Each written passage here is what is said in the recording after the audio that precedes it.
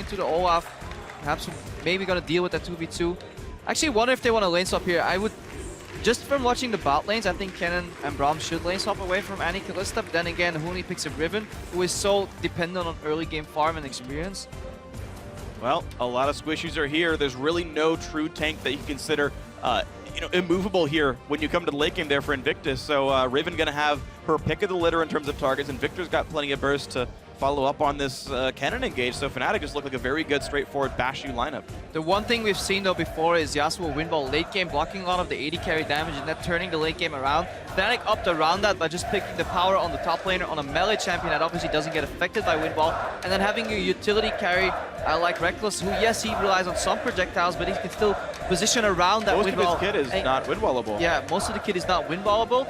Obviously, auto attack AD carries are win ballable, but he has the lightning surge to get around that win ball a lot easier. So in that sense, Kennen makes somewhat sense. I'm just so afraid in the late game for Fnatic if that AD carry pick is actually going to fall off too hard and IG will still be able to win these fights. Luckily for Fnatic, the last time they ran Riven in the summer split in Europe, they played the map and the threat of Riven's power so exquisitely it never got to late game. So the home crowd we know are going to be voting for Fnatic on Twitter, hashtag FNC win. But if you want that four-way tie, you got to be looking at IG, isn't that right, Freak? Yep, hashtag IG win if you want the Zzitai breaker at the very end of it all. I know I've reused the joke, but it's just too good. Krepo gave it to me before the cast. Props to him for this one. Gotta share in the ball, but here we go into the game, everybody! Invictus Gaming and Fnatic taking to the Rift. I actually forgot I gave you that pun, and I actually laughed when you said it. It's hilarious. So TLDR, I laugh at my own jokes. As do I, as do all great jokers. When they are gold, you are permitted to. The local fans have started what we're going to dub the French wave, and it keeps going round and round and never ends. While we look, defensive line start, we saw Fnatic with a fairly group start against Cloud9.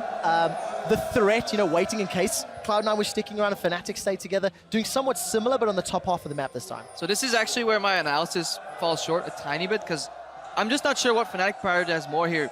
Getting Rek'Sai and YellowStar away from a poor matchup, but then at the same time, they're playing a lane that is very based around early trading and outplaying because you get outscaled. So therefore, I assume Fnatic wants to play the lanes 2v2.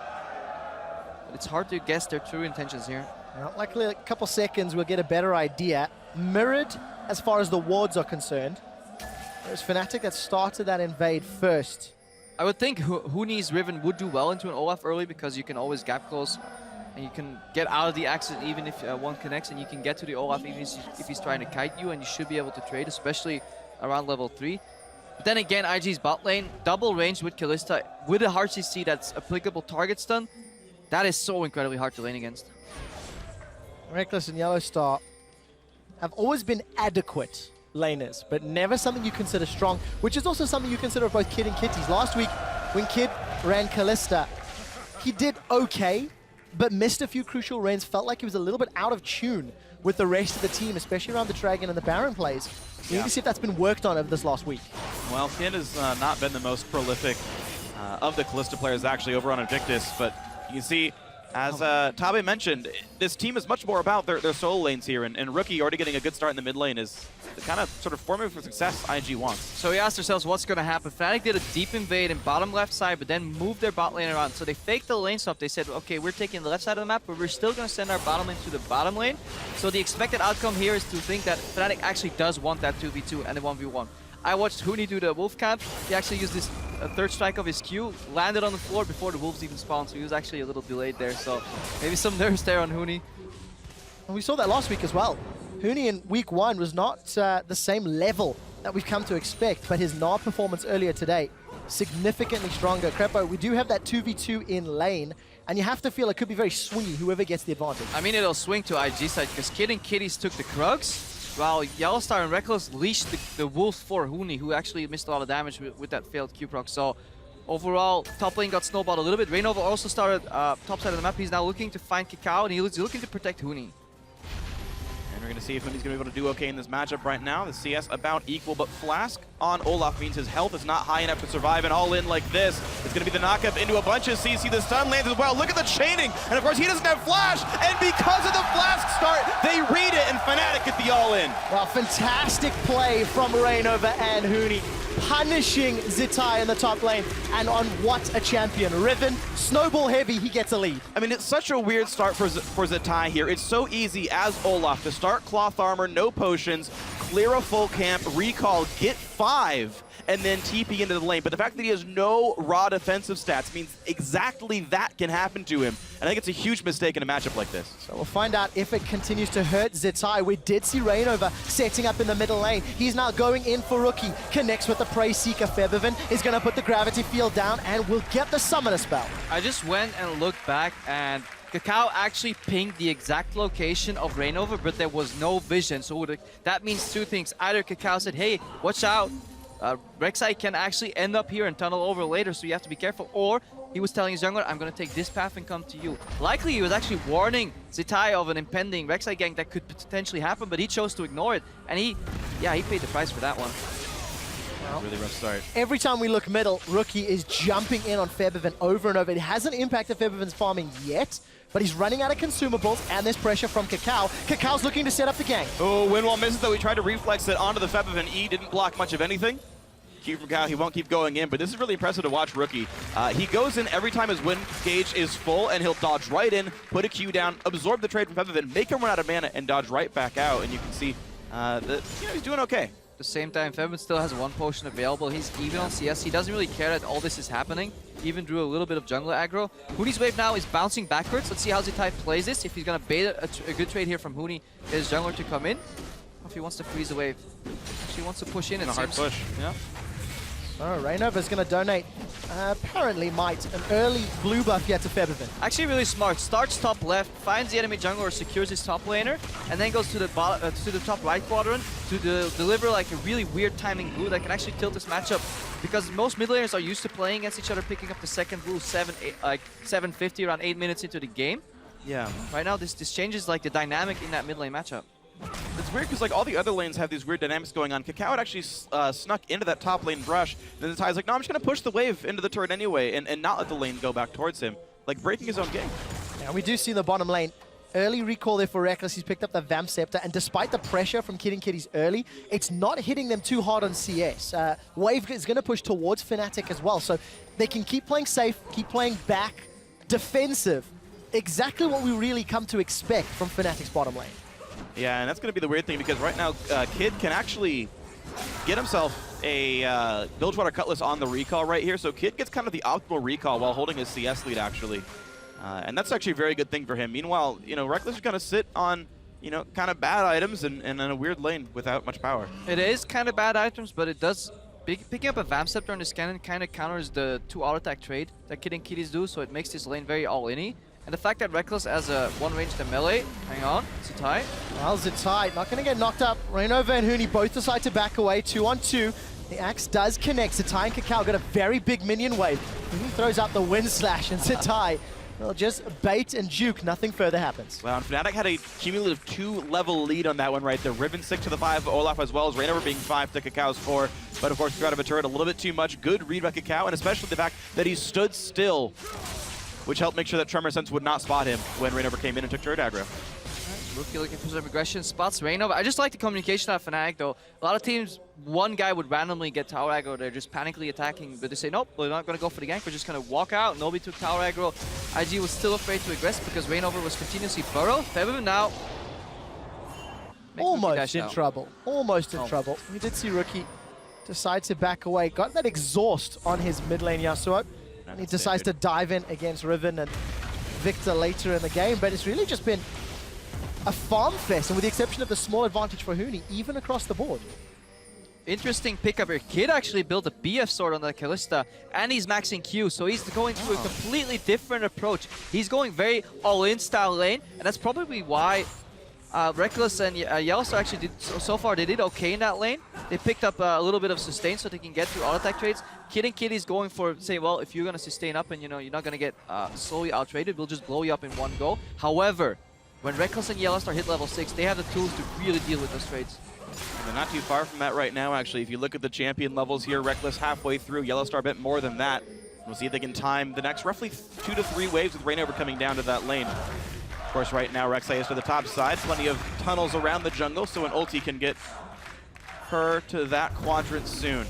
Well, we'll see. We do once again see Reignover in the top half of the map. Blue buff is respawned, got timing on it. And we do see Zzitai moving around. Rookie's got caught out. The Chaos Storm comes down from Febiven. Rookie does have exhaust, but not going to get chased further. And KaKAO, he may challenge for this blue buff. Secured by, I think Huni got the last hit. And when he takes the blue buff, so 10 CDR on Riven, not the worst thing in the world, actually. Scales very hard on that stat, especially with the Lucidity boots already there. It's like almost worth more, kind of the way the math works out there. So Huni is still getting a lot of favors from his team right now. Like, they picked the matchup last, they saw the Olaf, said, yes, we're going for the Riven. The flex pick Kennen to make sure they could kind of pick last and still make it work out. Even got the first gank. Huni is the man that right now Fnatic are relying on to win this game. And they can. Because not only has Huni shown in the past that he can do it, Fnatic can play the map and run the threat of a very strong Riven if they can start putting some pressure on these towers. The only catch is, Rek'Sai and YellowStar have been playing so defensive, it's going to take some time before they get unlocked. And more importantly, YellowStar for his ability to roam around on that Braum. Well, I think it's the right thing to do for Fnatic's bot lane. They're just neutralizing the enemy threat. They're playing against a stronger lane and they're going relatively even. They have to be obviously careful of the all-in threat, but meanwhile Fnatic as a top lane triangle is winning that part of the map, and that was their signature style. Relatively passive early game, playing on the top side triangle, and then making teleports later on work for ganks. And you're going to see the work for ganks right now as Reignover comes across to the mid lane. There's that other point of this one. It's isosceles because here comes the gank for the top lane as well as the mid lane there. And Rookie losing all of his health, and there it comes in. But at the same time, a fight in the bottom side. Ulti used on the Kitties keep alive. Rek'Sai tries to zone the team out. This Annie's so low, but there come the teleports. Huni has arrived, and holy crap! Everyone's dying in this fight. Rek'Sai goes down. Zzitai gets a bunch back, but Huni, the double, the steal, the triple kill, the quadra kill for Huni. Unbelievable! 5-1. The teleport comes in, and Huni flashed back in. He went past the Olaf and Fnatic at the mid lane tower, and most likely the Dragon. I do not believe that this just happened. Oh, that was incredible. Huni was flashing over aggressive before last week, but now he's flashing aggressively just right. This is still the Fnatic we remember from the summer split regular season over in Europe. This is the Fnatic that so many people had winning this group, and it still looks like that same Fnatic now. And what a swing, thanks to the kills, thanks to the Dragon, the tower, blue buff secure. Fnatic have got themselves a 3,000 gold lead and an advantage in every single metric in the game. That has to be one of the most valuable teleports that we have seen throughout the group stage. This is what we've been used to seeing from Fnatic. Passive in the early game, and this entire trade here, I watched it on my screen already, but YellowStar, he's getting out-traded, he's getting engaged on, so Rek'Sai is not taking any damage. YellowStar trying to get out here, and the problem is Kid, his E at the end, he gets stunned right before he can E, chain CC'd into YellowStar's knockup. Huni was actually a fraction of a second earlier in that TP, and then just watching the play what he does here, going for the bravado of this play, going back in with the flash and turning that around, that just shows he is confident and he's by no means influenced by whatever happened in the first two losses that Fnatic faced last week. But yeah, really good cooldown spacing here from Fnatic.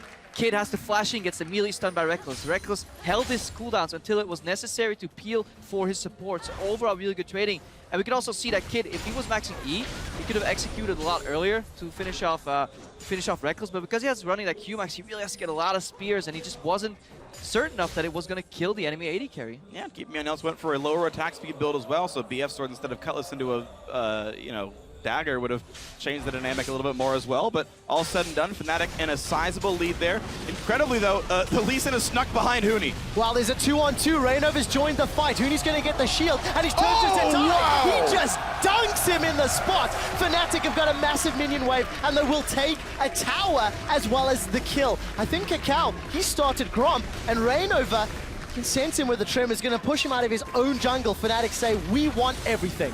Reignover has had some fantastic game reads overall in this game. His early gank either works in Huni's favor to get a kill or deters KaKAO from ganking. Then he helps mid lane a bit. He asks his bot lane, are you guys okay? Yes, they're fine. He continuously hovers around Huni, who's now 5-1, and he kind of predicts here as we see YellowStar being traded on. Just a gank from IG, and he just robs IG of any potential counterplays. It's just fantastic to see where he's pathing on a map with zero downtime, because Reignover on Rek'Sai can always just ulti back to the tunnels. Yeah, part of more kills, dying less, and still more CS KaKAO completely outplaying him. I know coming into Worlds, Reignover was considered maybe the weakest portion of Fnatic. Of course, a very good team. It's not like he's a bad player, but just not quite to the caliber of the rest of his team. But so far, basically perfection from the Fnatic jungler here. And though Huni is getting all the kill credit, it has all started with Reignover.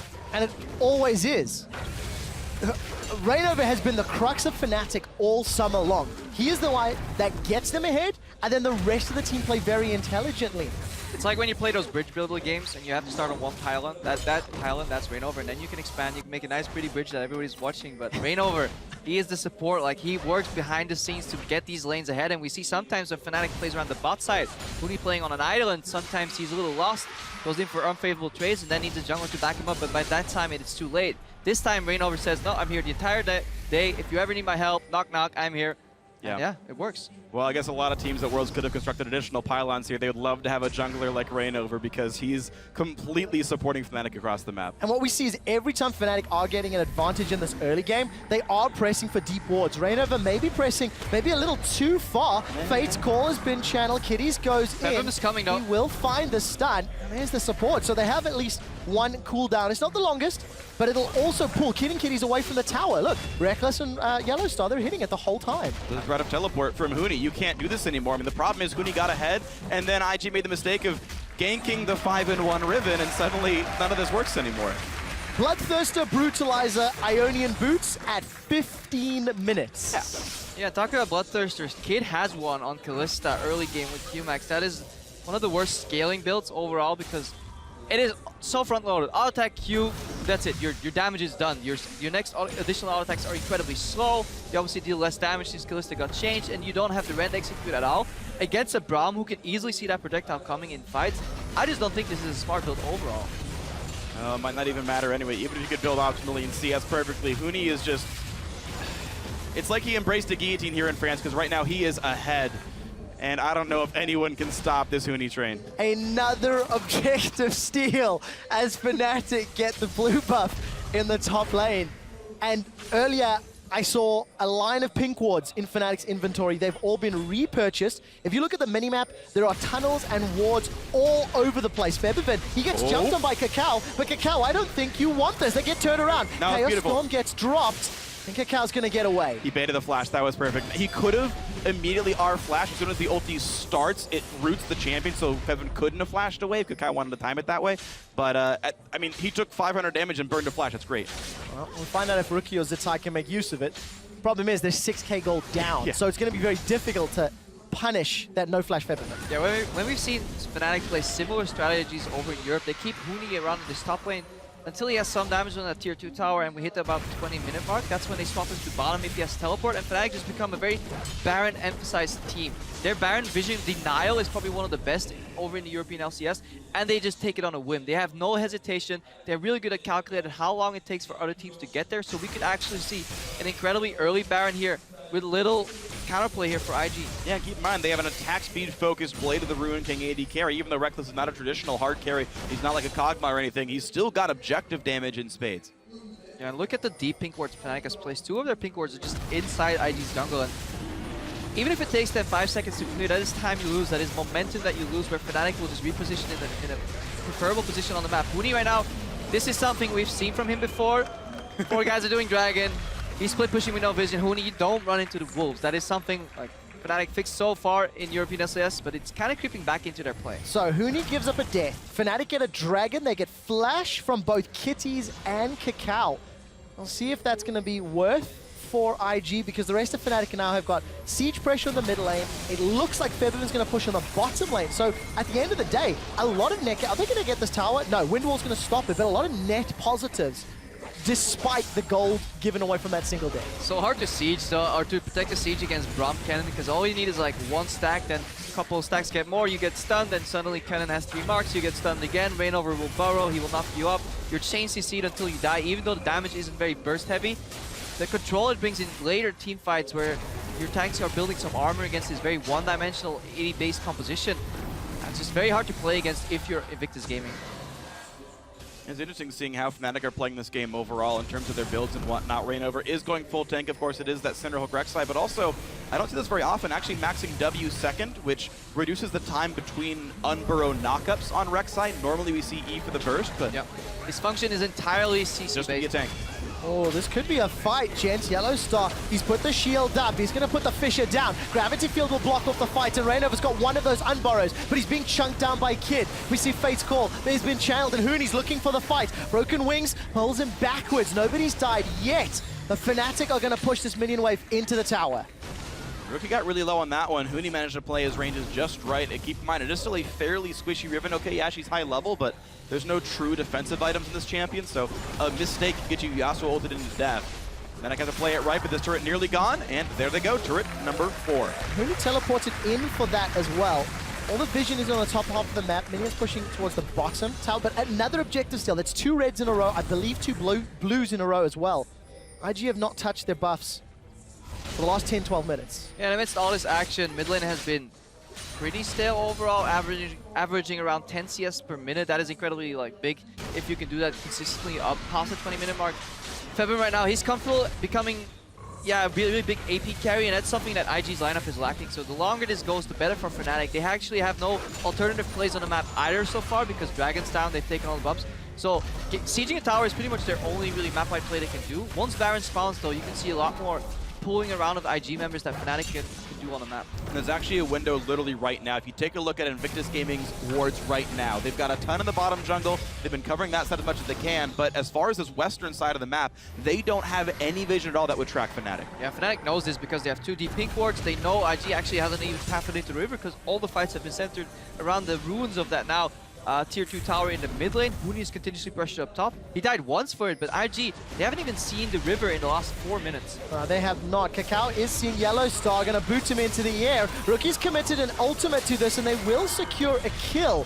Doesn't look like Fnatic will have a counterplay, but that's at least one more on the board for IG. No, it's solid by Invictus. They're finding these individual picks by one member being left out. It's so early into the game. These guys are spread out. YellowStar was out in front of the map, trying to put some deep wards down, and KaKAO played this so well. Chilling Smite for the slow, so you could walk behind YellowStar so that he could kick him a little bit more towards Rookie. Just a beautiful setup there. Happy minion wave as well for more dashes. A lot of things go right, but these are the mistakes that Fnatic can't make. Yeah, you can't overextend when your AD carry is in base. You would need some help because it does look like a minor mistake. Yeah, he got picked up, but what it costs you is so much tempo in the side lanes because Fnatic had almost locked IG into the perfect 1-3-1 where they could then use their vision advantage to then make picks themselves. So losing YellowStar loses them some time, and IG could have potentially warded Baron. They're pinging it right now, so they are aware, but this is Fnatic typical, just burning it down. Chaos Storm's even thrown in as well. YellowStar does have the Fisher available. Gravity Field there for zoning, and KaKAO is down. Baron secured as well. And Fnatic at 21.5 minutes, they're looking for more. And it's going to be Kid trying to run. Rek'Sai does land the stun. They got the utility out of their AD carry. A flash knockup for Reignover means another one. 10-4 affirmative. Fnatic are ahead. Fnatic don't care about your vision. They don't care that you know because they know exactly how long it takes you to get to the Baron. In addition to the fact that they know exactly how long it'll take them to do the Baron. Simple math checks out. We get a free Baron. KaKAO overextends. And Fnatic looking to take their first inhibitor of the game at 22 minutes. And the first time these teams met, Fnatic was 1 kill away from a perfect game against Invictus. Right now, it's almost the same. They're only 4 kills away. No dragons, no turrets picked up by IG whatsoever. They're getting absolutely whitewashed here by Fnatic. And what a difficult situation to be in if you're Invictus Gaming. Because everybody knows that the Baron plays for Fnatic are strong, and how do you play around it? Huni's even going to use that Valor to dodge away from the Sonic Wave. The rest of Fnatic pushing in the bottom half of the map with the Baron minions. When you're that far behind a Riven, you can't run the risk of face checking. And again, this is a must-win game for Invictus. If they drop this, they move to 1-4. They can no longer reach either Fnatic or Cloud9 at 3 wins, and they would be guaranteed out of the quarterfinals. And if you watch the way these fights are playing out too, there's the really important matchup is Olaf versus Riven. If Olaf was ahead of Riven, then Zzitai could storm in, threaten one of the carries, be it Febiven, be it Rek'Sai, be it Huni of Fnatic, and that would give you so much forward zone that the rest of the IG members really could follow up and do some damage there, potentially get a good win ball. Since he's behind, it's so easy for Fnatic to peel. Look what YellowStar can accomplish here solo as a support. Just tag somebody, and when they're running in so slowly, one by one, it's so easy for Fnatic to play these fights. CC from Rek'Sai is still relevant enough to flash into 3 people almost because his team has his back and is continuously just chasing here. So it's incredibly hard. There's almost no answer that IG can realistically, fabricate. And while we were in that replay, gentlemen, Huni went back and spent over 4,000 gold that he had accrued, bought a Last Whisper and a Quicksilver Sash.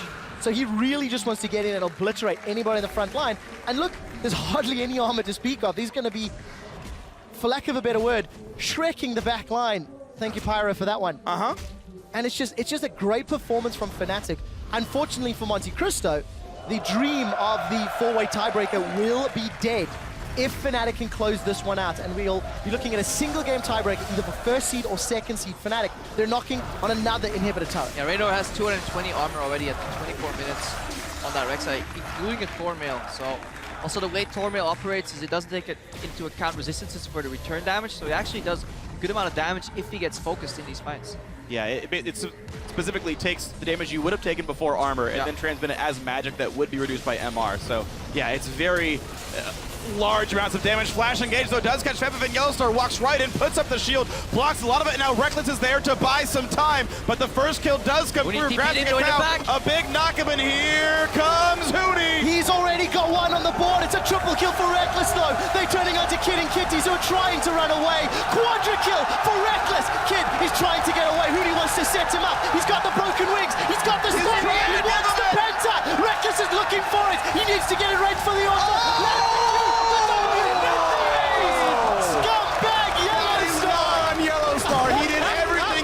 To set it up. Rek'Sai did not have enough ability power to kill him off with the QW, but either way it means the game. Fnatic up to 3 wins and Invictus gaming her out. YellowStar says, look at me, I am the captain now. The crowd go wild. Fnatic not so much. They still have another game. They still need to win against AHQ. And if Cloud9 are unable to beat IG, there's the possibility for Fnatic to top this group. That'll be the one to watch for, and of course a Fnatic win in their next match would guarantee them a spot in the quarterfinals at 4 wins. Only C9 could tie that feat, if I understand correctly, so that would be an incredible battle. But I mean, what just an incredible set of games by Fnatic, not only today, but also back in their very first one when they looked like the real Fnatic. I mean, these guys 2-0'd Invictus Gaming with a total of 6 deaths, no turrets lost, no dragons lost. I just think it's fantastic to see how solid these Fnatic members played.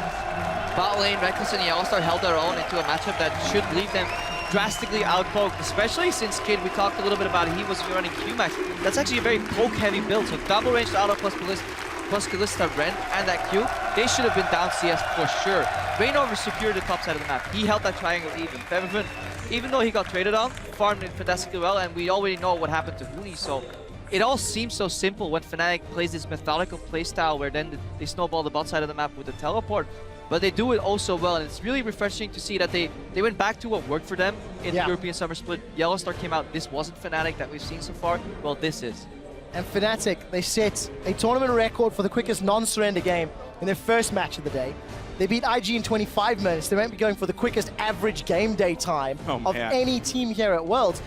AHQ gave them a difficult task earlier in the tournament, and that's who they will play later today. But for Invictus, one more game against Cloud9. They get to leave the stage, gather their thoughts, and now they have to come back and